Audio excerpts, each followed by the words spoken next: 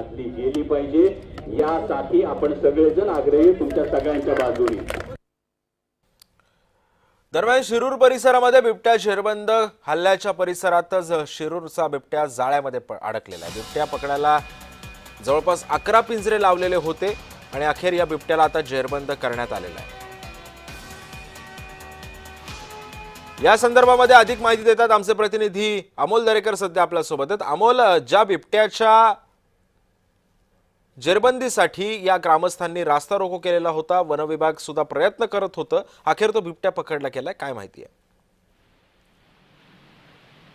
नक्कीच या ठिकाणी पिंपरखेडची दुर्घटना ही खरं तर हृदय पिळवटणारी आहे आणि यातूनच संतप्त झालेल्या नागरिकांनी रस्ता रोको केला। तब्बल 15 ते 16 तास चाललेल्या आंदोलनाचं खरं तर कुठेतरी सरकार या ठिकाणी ऍक्शन मोडवरती येताना पाहिलं आणि केंद्रीय वन विभागाच्या वतीनं या ठिकाणी ऍक्शन मोडवरती आल्यानंतर बिबट्याला, जो नरभक्षक बिबट्या आहे त्याला खरं तर आता शूट आउटची ऑर्डर करण्यात आली आणि त्यासाठी पथकही दाखल झालेलं आहे। त्यासाठी 11 पेक्षा जास्त पिंजरे लावले, त्यामध्ये एक पिंजऱ्यात आता बिबट्या जेरबंद झालेला आहे।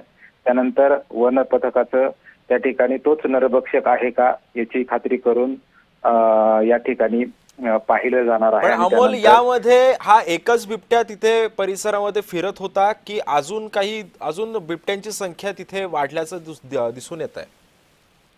सिद्धेश, नक्कीच हा एकच बिबट्या नसून या ठिकाणी जुन्नर, आंबेगाव, शिरूर या तालुक्यांमध्ये जवळपास 1200 पेक्षा जास्त बिबट्या असल्याची घोषणा नागरिक करतायत। खासदार डॉक्टर अमोल कोल्हे यांनी 1200 पेक्षा जास्त संख्या असल्याचं या ठिकाणी बोलून दाखवलेलं आहे।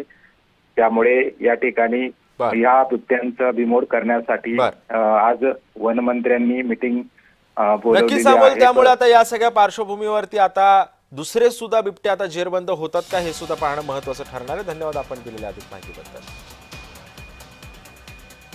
बातमी मुंब्रातून आहे। मुंब्रा परिसरामध्ये टवाळ बाईक स्वारावर पोलिसांनी आता कारवाई केली आहे। मोहम्मद शेख हा मुंब्र्यामध्ये टवाळी करायचा आणि हीच टवाळी बघितल्यानंतर आता त्याला पोलिसांनी